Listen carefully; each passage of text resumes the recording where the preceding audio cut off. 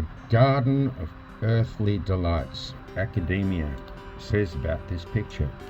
It's totally impossible that someone had painted this without being on drugs. So let's go in and have a look at what we can find in here. Now, this tower that you're immediately drawn to on the first panel is our baptismal font, and it has an owl suggesting we need to be wise to the origin of our baptismal font, which is pink, but it rests on a foundation of blue, and blue is earth resources, earth materials and genetics that are the foundation of the baptismal font, and the rest of it the same as the Christ being here, the pink. And here is a hybrid, almost full Anunnaki.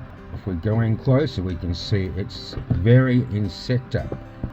It has the rings of the dung beetle, which is the scarab beetle, and you can see these arms on the scarab beetle are reflected by the arms here. Anunnaki DNA in the baptismal font. There's the double helix up the top, and as we move down we can see that the earth material has, although it's in a bit of disarray, it has glass vials sticking out of it. This shows us that the baptismal font is a result of genetic engineering. So what we have here is the new king of earth, the Christ being, who is holding up his fingers in the cross sign, and he's wearing the clasp, which shows his consciousness around our consciousness. So the Christ being a controlling consciousness over these two genetically engineered beings that represent current humanity. And what's the situation here? This is not Adam and Eve. This is the first release of the newly genetically engineered beings that will serve as the slave race for the Christ being. In the primordial sea, we can see that there is a creature reading a book, showing us that intelligent life already exists in the oceans when these two beings are made. Now let's establish that hand sign being the hand sign of the Christ. And here is the Christ, here is the Christ, here is the Christ, another Christ, again, and we'll get another video on this one, but Baphomet is holding the same sign up with both hands. Back to the painting, which is a story for us to learn.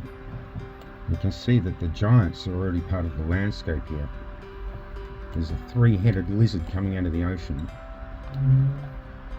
showing that genetic engineering has been going on in the background, and the giants are now deceased and have become a part of the landscape.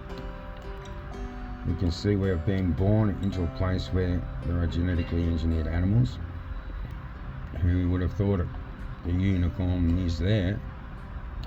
Everything represented here, it's not made up by a guy on drugs. It's a record of our development and our potential as a civilization. It has the monkey on the elephant, showing that the monkey part of our genetics can work with the elephant. These are old buildings from the settlement of the Anunnaki, now home to birds and part of the landscape. In the background we can see mountains, which are actually buildings built with earth energies, as we see in Atlantis, and once again uninhabited except by birds, and now part of our landscape, and we consider them to just be mountains. We can see from here that earth energies have been used to tie together a new version of earth energies in the form of these trees. And these trees, as we'll see down the bottom of this picture, almost every tree in this garden has fruit on it, and it is abundant, and obviously, for us to eat. We also see in this picture the cat eating the lizard, because the mammal dominates the reptile. The cat being the first incarnation of the spirits after they've been reptilian, and it's the first time the spirit has experienced emotions. We see the ferocious cat eating an elk or something. We see herb bushes, and we see the date palm and the echidna, spiky porcupine. What was the use in making that? And that is panel 1. Hey, like and subscribe. Thank you.